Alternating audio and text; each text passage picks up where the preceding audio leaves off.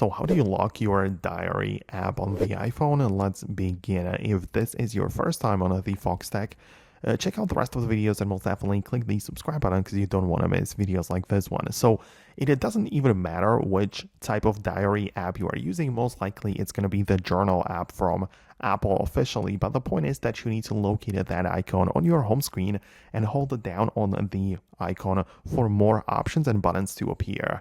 So a few things are going to show up, but I want you to click on the require Face ID.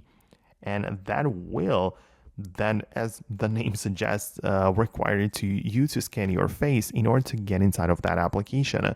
That's like unlocking the iPhone to begin with, right? You might be already inside of your phone, but then you'll need to authenticate yourself one more time to get inside of your diary or journal application. So that's how it generally works.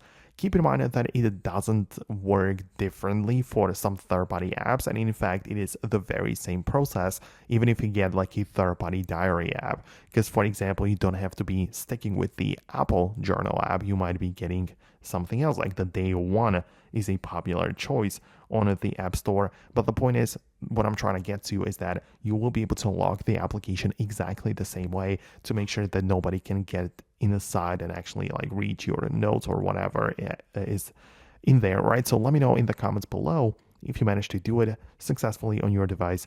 Thanks a lot for watching, and let me know your thoughts and feedback below. Stay tuned for more by subscribing, and I'll see you later.